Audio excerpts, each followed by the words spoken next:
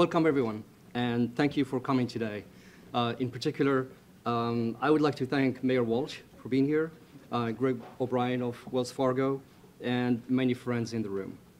My name is Amin Ben Ali. I am the Managing Director at LEAF, and I manage our Technical Assistance Program for small businesses. LEAF is a community development financial institution and a nonprofit organization. Our goal is the promotion of human and economic development, and we do that by providing financing and development packages and services to cooperatives and social purpose ventures that create and save jobs for low-income people. I will be acting as the non-official MC today, which will be an interesting experience for me. I teach entrepreneurship at Northeastern, and I've always adopted this free-flowing form of lectures. And so what that means is I let the students and the class meander in and out of topics. I think it's the best way to encourage innovation in thought. So if you see me try to stitch discussion of astrophysics into our conversation today, just feel free to pull me back into the conversation. We're here to celebrate the award. I think we're probably all set. Are you sure? Yeah, thanks. So I have been providing one-on-one assistance to small business owners throughout Boston for over a year now. During that time, LEAF has served over 40 small businesses of diverse owners in Boston, many of which through our wonderful partners at the Commonwealth Kitchen and Dudley Street Neighborhood Initiative, DSNI. The Diverse Community Capital Program, which we are celebrating today, is a purposeful initiative from Wells Fargo that aligns with our mission of community and economic development. The funds from this program will leverage what we have started with the support of the Small Business Administration. And I would like to acknowledge Bob Nelson, SBA District Director, and thank you, Bob, for your support of our efforts. Thank you, guys. I want to keep our program today short and sweet. You will hear from LEAF, from our Executive Director, Gerardo Espinoza. We have two small business owners that we would love for them to speak with you. The food that was provided today, by the way, was from Fresh Food Generation, and we have some Brazilian cheese pots from Rita of Cozinhas, two of the business owners that will be speaking today. We'll hear from Greg O'Brien from Wells Fargo, and we're delighted to have the mayor in attendance as well. So without further ado, I'd like to give the stage to Gerardo Espinoza, our director. Thank you.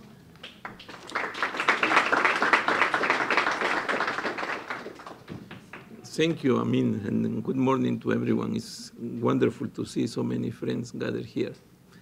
I wanted again to thank Mayor Walsh and to thank Greg O'Brien for their presence, and I would also like to thank our good friend at the SBA, Bob Nelson, as well, and our good friends at the SBA. I would also like to thank and acknowledge the presence of Juan Layton, the Executive Director of Dudley Street Neighborhood Initiative. We work very closely with them. As Amin mentioned, LEAF is certified by the U.S. Treasury as a community development financial institution. And I would like to post there in terms of the name is community development and then financial institution. So our key objective is community development. And here in Boston, we seek to accomplish that goal by providing technical assistance and loans to small businesses in communities of color. At the moment, we are active in Roxbury, in Dorchester, and Mattapan, and we are planning to expand to East Boston and to Allston, Brighton as well. Now, in the process of providing these services, for us, it's very important to take into account two variables. One of them is the potential for job creation of the businesses, and the second one is the potential for the creation of good quality jobs, right? And so we feel that in today's economy, this is critical because it contributes to redress the existing gender and race wealth inequality. There was a publication from the Federal Reserve a couple of years ago, The Scholar of Wealth, that I think evidenced very well this wealth disparity. And this program that we started 2 years ago was in response to this report. And at the same time, I think it was in March of last year, the Office of the Mayor published this wonderful resource, which is about small businesses in Boston and the need for the needs that they have. And so this also has been a wonderful tool guiding our work. In general, we are very grateful to the Office of Economic Development for the City of Boston. We work very closely there with Joyce Linehan, John Smith, Stephen Gilman, Price Newpin, and Jason Iwas. As you can see, a lot of your staff are keeping us busy, and we are keeping them busy. LEAF, as a CDFI, has a national footprint with a focus on cooperatives. And while we value and continue that work, we have developed a Boston-specific program, as I mentioned before, as our response to that wealth disparity illustrated by the work of the Federal Reserve. And I want to make sure that I mention that I cannot underestimate for our Boston initiative the importance of the financial contribution of Wells Fargo.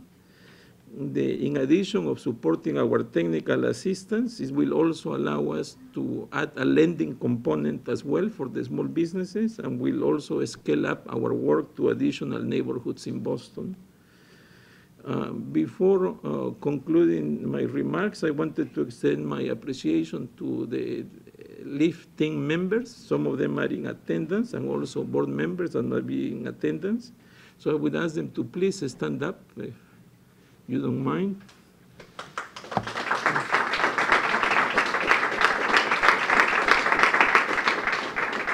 And finally, I think the most important validation of our work comes from the businesses we serve, and Amin will introduce now a couple of our clients.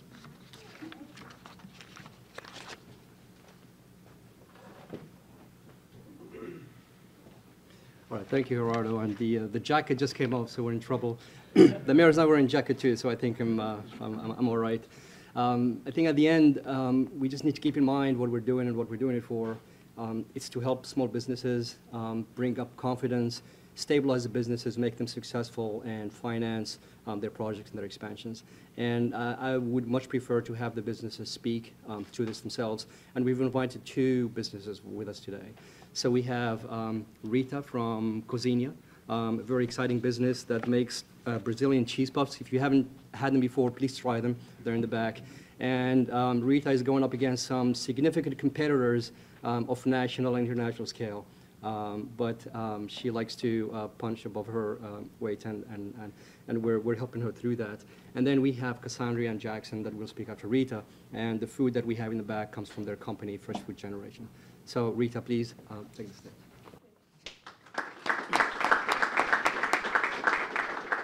The mic isn't working, so I'm speaking okay. louder. Good morning, everyone. So thank you, Amin, for inviting me to be here. So I came to represent this product. It's called cheese rolls, or cheese bread, or pan de queso, or pão de queijo. So I am originally from Brazil. I've been here for 2 decades and raised my kids. So now, a year ago or a year and a half ago, I joined Commonwealth Kitchen to start the company. So I had so much passion, and I said, well, I make the best cheese rolls in the country. I can become the best distributor in town and national. But they said to me, well, I think you need to meet someone. So that's when I went and met Amin at the LEAF group. So in the beginning, I think I drove him crazy because I wanted to have the business. I wanted to succeed, and I asked him many times, do you think this is going to work? do you think I can get the fund?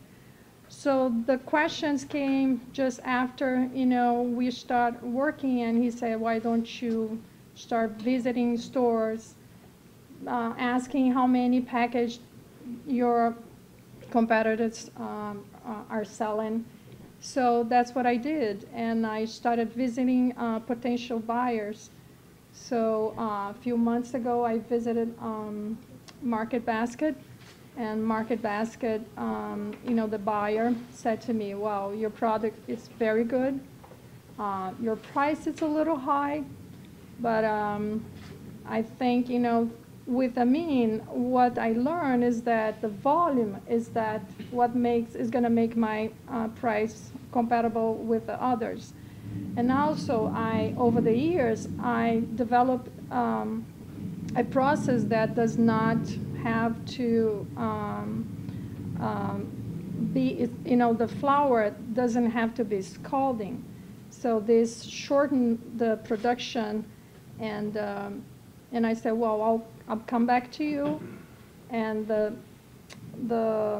Market Basket buyer said, I thought he was going to just introduce me to one store, and then he said, no, I'll take you to 6 stores.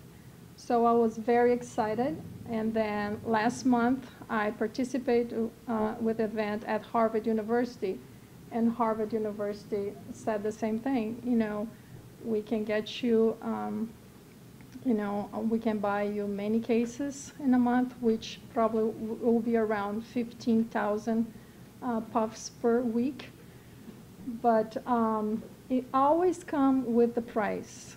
But as much as I can, as much as I go and visit potential buyers, that makes me, understand how the process will go and end. So Amin has all the numbers, and I'm not going to show it to you, but I'm sure we will succeed. We're about to get to the point of the same price as my competitor.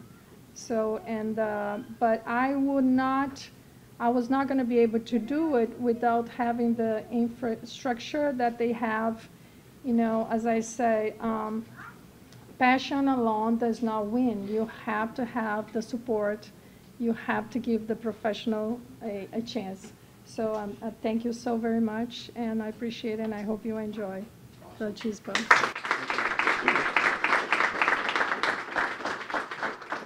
Thank you. And we have, nice, thank you. And Cassandra and Jackson from Fresh Food Generation. We have been working for, since December last year, but I'd love for them to share the story with everyone. Good morning, everybody. My name's Jackson. I'm one of the founders and owners at Fresh Food Generation. We are a catering company, a food truck, and a cafe. We started Fresh Food Generation 2 years ago. We're in our 3rd year now as a small business. And our mission was to get healthy, affordable food options into low-income areas of Boston, specifically Roxbury, Dorchester, and Mattapan. The cafe we have is in a community health center in Dorchester by Fields Corner at the Dot House Health Center. The food truck goes downtown 3 days a week, Monday, Wednesday, Thursday on the Greenway, if you're ever down that way. And the catering that we do is anywhere inside 128. So we keep very busy. We have about 5 full-time staff right now, running all 3 operations, including ourselves. So that's a little bit about what we do. And then the last thing I would say is we're very committed to local food and local sourcing, as well as local hiring and job training. So I would say about 40 to 50% of the food that you're eating from us today is all locally sourced. And so when you eat, you know that you're also helping local farmers, the earth, the planet, and local residents within these neighborhoods. And I'm going to hand it over to Cassandra to talk about how we got to where we are now and how we wouldn't have been able to get there without the Leaf Fund and strong community supporters as well. Yep. So as Jackson mentioned, we are entering our 3rd year of business. At the end of our 2nd year, we realized, great, we're having all this impact, we're improving access to community health, we're creating jobs, but we're financially strapped as a company. And it's time for us to do some fundraising and get some investors if we want to continue and grow as a company and expand our impact. So we started the process of securing financing. It turns out that is extremely hard. There are lots of barriers to accessing capital, and I won't go through the long list, but it was definitely one of the hardest experiences that I think both of us have gone through. And it came to a point where we decided if we can't get the financing we need to succeed as a business, it's time to close shop. And so that would have meant, our employees would have had to find alternative employment. Our customers would have had to go somewhere else. So through this process, we met Amin through the Leaf Fund. He was coming to Commonwealth Kitchen. We started meeting with him about 2 to 5 hours per week. Amin was very hands-on with us. He read our 100-page business plan. Actually, I think he's the only one to read it besides our mothers. And he critiqued it, and he forced us to think diligently about how we could be a better business, how we could increase our average customer catering size from 20 people to 75 people. He looked over our projections. He questioned them, asked us to revise it and redo it. He also spoke to our investors and said, hey guys, you would be really silly to pass up on these two individuals and this business because what they're doing is real and they have the capital and jobs to prove it. He also helped us with our presentation, which was great because it turns out we didn't really know what we were doing. I thought we did, but Amin was very helpful in getting us to revise it. So, Mayor Walsh, we definitely consider ourselves as partners with the City of Boston in creating jobs and equity, and the Leaf Fund was very important in helping us secure funds so that we can continue doing that. Thanks. Thank you, guys.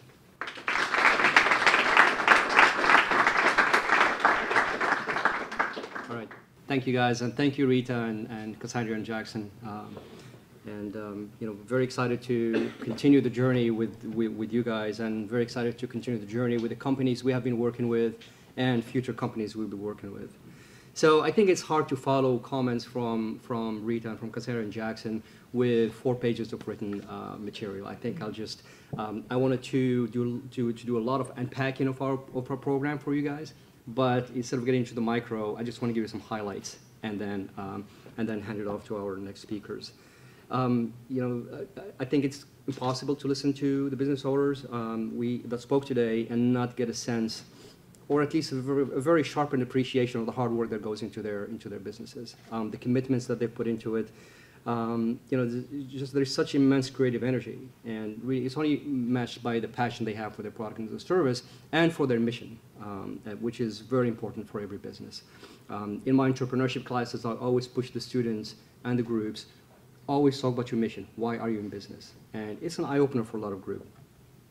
And I think Rita put it very well. Passion alone does not make the business successful. It's one of the key ingredients, but you need something else. Many of the businesses I speak with, say we can deal with our operations, we can deal with our sales, we can deal with our customers, with our suppliers, but we need help organizing the business around healthy practices. We can't be strapped for cash permanently. It's just a source of stress. And, I think being an educator, you can't fault me for putting some statistics in front of you. So let's see. I promise there won't be a lot of that, but let's see. So here I'm testing your eyesight, but at the same time, I just want to show you, these are hours per week worked for small businesses. And what you're looking at here is 60 plus, which is 19%. 50 to 59 hours, 40 to 49 hours, and then less than 40 hours. So the majority of small business owners don't know what a 40-hour work week looks like, right? For entrepreneurs, it's even worse. You're looking at, the majority of the pie that doesn't know what a 40-hour work week looks like. Here I'm just kind of highlighting the hours, but you can see that the majority of the businesses that we deal with, 40 hours doesn't work for them. Their businesses require way too much attention. And you can imagine the personal cost that comes with that. You can imagine the family cost that comes with that, the community, the civic engagement that has to take the back seat. And this all goes into the fabric of creating a good business community. You can't sacrifice all of those things just so that you can thread water. So this is kind of where we come in to alleviate some of that stress. And we provide the tools that you would expect any large, well-run company to have. Sometimes it takes just a small nudge, some advice, some coaching to get a business in the right direction. Rita's business, probably a good case of that. Sometimes we have to roll up our sleeves and start manufacturing the tools themselves.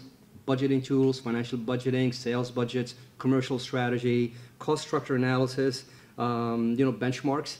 You said you were going to sell this. You sold less, what happened? You sold more, what happened? So these are just conversations you need to have with the business owners, and they likely are not going to have them with themselves. So it helps to have somebody there, coach and advice.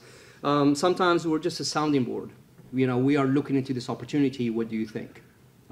It is incredibly helpful to have a third party, an outsider, looking at this and saying, or saying, this sounds very exciting.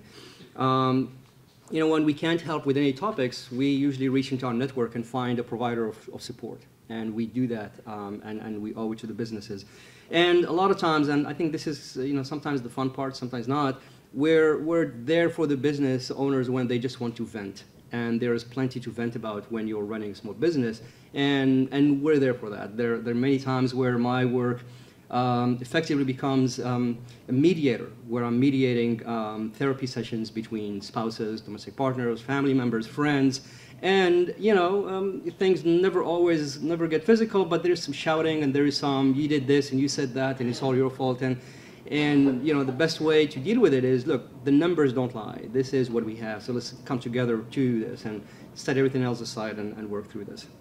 So, I think another point that I want to make, and make that my final point, is, and whether we like it or not, we're a loan fund. We're investors. We're in touch with capital. And here in Boston, we are at the intersection of the local capital market and the local credit market. You have a lot of businesses that require capital for a number of reasons, to stabilize, to expand.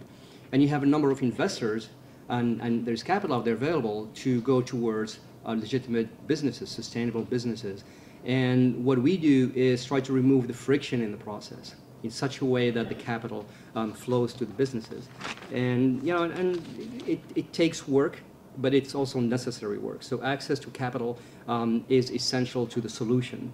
And we started our program as advisors only. And with this award that we have received from Wells Fargo, now we're not only an expanded advisor of service, but we can also begin to provide some of that capital and make that available to the businesses. And we provide that comprehensive solution for our small business owners. So, and on that note, I'd like to yield the floor and introduce Greg O'Brien, Managing Director at Wells Fargo Commercial Banking.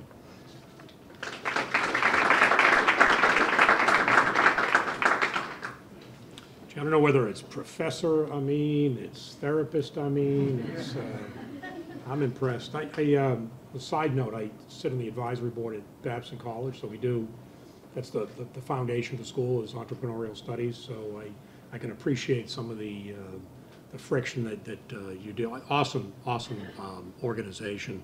Thank you very much, Amin. On behalf of Wells Fargo and many of my team members that are with us today, we're proud to be celebrating Leaf's expansion in the city of Boston alongside Mayor Walsh and an awful lot of community support members that are here today.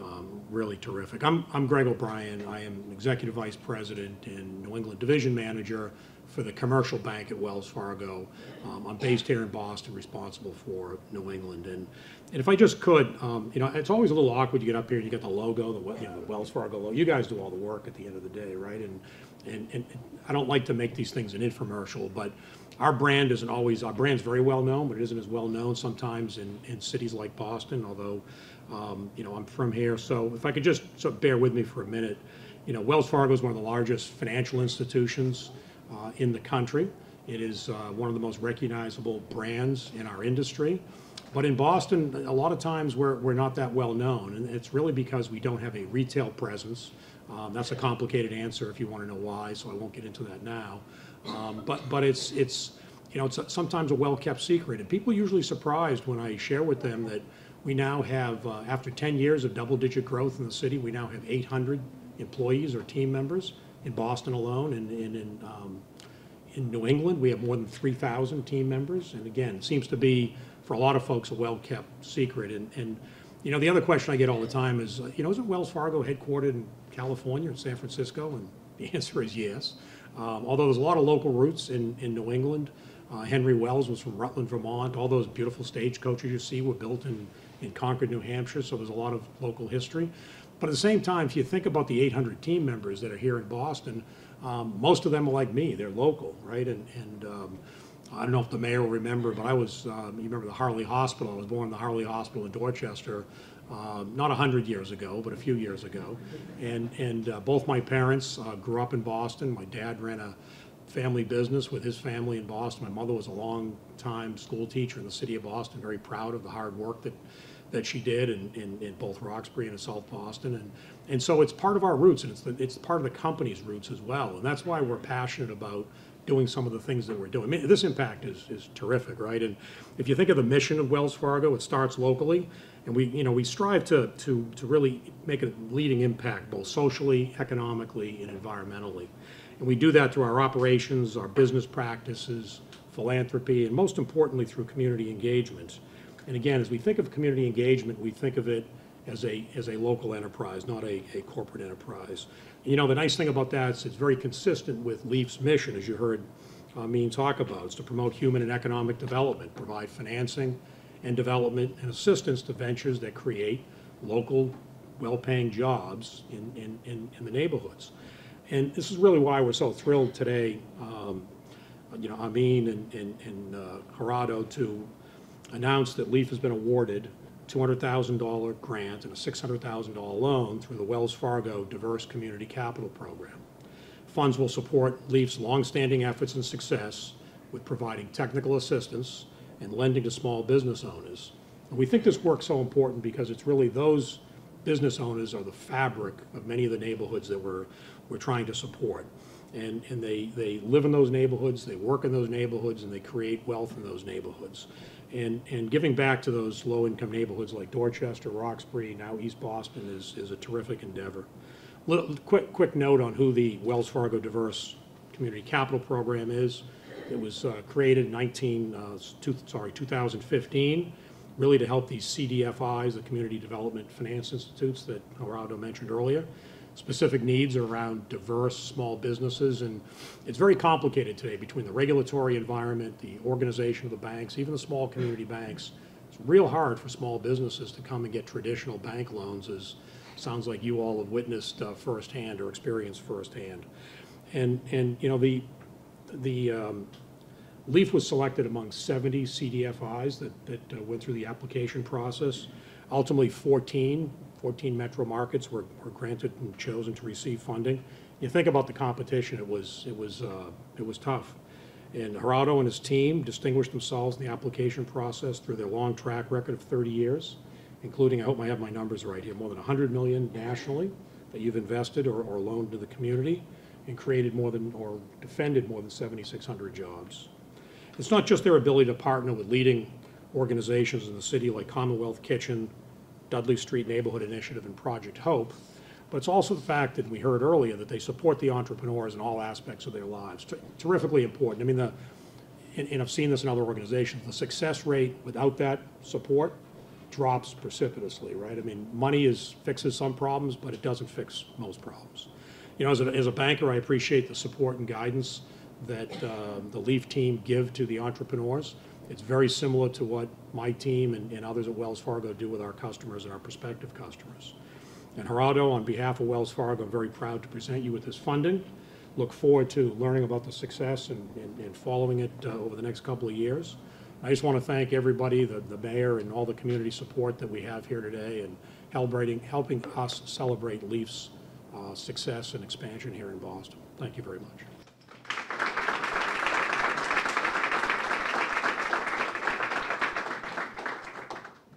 Thank you, Greg. Mayor Walsh, the City of Boston has been a great partner to us for most of our program. And we've been very fortunate to become technical assistance providers to the city and help in any way we can in the efforts.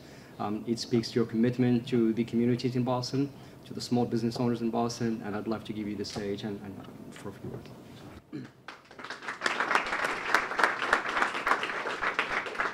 Thank you, Amin, and I want to thank you and congratulate you, Geraldo. That's a great, nice announcement today. I want to thank Wells Fargo as well, who is a tremendous partner in our community in so many different ways. Not everyone might know the brand, but I certainly know the brand, and not just by giving small loans, but what they do in Lenox Housing Development down the street here, building out a community space out there for the kids, and doing so many other things. So I want to thank you. Our team here at City Hall would like to thank Leaf for their continued success. To the businesses that spoke, you guys are awesome today. I'm dying to try. I've been focused on cheese ball ever since you spoke. I want to say, like, we're going to check this out on the way out. But, you know, what's important for a city is you heard a lot of conversation up here today. It's the small businesses. That's the lifeblood of our city. We talk a lot about what's going on with, like, GEs of the world, and that's great to bring GE to Boston and companies like that. But the lifeblood is in the 40,000 businesses that we have in our city, the $15 billion in revenue, the 170,000 jobs citywide. That's really what we talk about. That's our stronger streets. That's our better neighborhoods, stronger communities. That's our stronger neighborhoods. We had an uptick in violence last week in the city of Boston, and we were talking about the press is really obsessed about how you're going to make it better. What are you going to do? How are you going to fix it? What's going on? And really, it comes down to the small businesses when you really think about it. It's about creating opportunities, whether it's for a mother or a father, or a young person getting an opportunity to work their summer job. Those are the lifebloods of many of our neighborhoods, the small businesses. That's why we created the Office of Small Business Development within economic development. That's why we have a 311 service and a web portal. Small businesses deserve, and in the city of Boston, hopefully get the same attention as a Fortune 500 company would. It's especially true, I think, for people who own their business in our city. And when you think about opportunities, women and people of color entrepreneurs in our city, the numbers are high, and we need to continue to make sure that we create opportunities and pathways into city government so we can create opportunities for what the future is. It's something that's really important for us. Here, you're in a space that 4 years ago wasn't even on the blip, on the radar, the Roxbury Innovation Center. When we came in as mayor, we started talking about innovation with Mass Challenge down the waterfront. We worked down in the 4 Point Channel area, and we're saying, okay, let's bring some innovation and some potential future innovation to the Roxbury area, and that's how this idea came out. We launched a small business center in Mattapan. Carolyn Crockett's here from the Office of Economic Development. We put on an equity and inclusion agenda, signed an executive order on access to fair contracts, making sure that people have opportunities to be able to access some of the contracts and the city services that we have. We created WeBoss, a startup to support a startup support system for women and veterans-owned businesses in our city, really creating opportunities to help people. At the core of all this work in these different kinds of businesses is technical assistance. It's the nuts and bolts of the modern business era. And for that, we are partnered with the capacity and enterprise to make real substantive differences. That's where LEAF comes in. LEAF support and relationship with the city of Boston. As a community development finance institution, LEAF puts the power of finance to work with the underdog. They are active across our city, as you heard many times from this microphone, from Dorchester to Roxbury to Mattapan to Eastie to Alston Brighton. We're especially pleased that LEAF is offering training for worker cooperatives. And in keeping with the wealth in our community, it reduces inequality, and that's something that we have to continue to move forward on as well. So I congratulate LEAF on this grant from Wells Fargo, the Diverse Community Capital Program. It's certainly well deserved. I thank you for all your work that you do in our city. I thank you for the businesses that you've helped and the businesses that you're going to help in the future. I too want to thank all the folks from LEAF. Thank you. I know that it's not done. I get a chance to come up here and give the speech, but the work's really happening for me in the second row here and in the back of the room, the people that do all the work. And the same for Wells Fargo. I want to thank you for your commitment, not just today into small businesses, but for that constant involvement in our city. Thank you very much for that as well, in the partnerships that you have. As I'm going to end with this, you know, they talk about the city of Boston, and we're living in interesting times. We're probably at one of the greatest growth spurts in the history of our city. We have more development than any other time in the history of our city. We're building more housing than any other time in the history of our city, but yet we still have a big economic inconsistencies in our cities, in our neighborhoods, the neighborhood that we're in today in the Dudley area, up the street, in Uplands Corner, in Dorchester as you move down. There is a difference, and I know that a lot of the hard work in this room of people, whether you're an entrepreneur and starting a business out and sticking to it, or you're somebody who works in a shop, we're just going to continue to move forward. So again, thank you all for your support to move our city forward.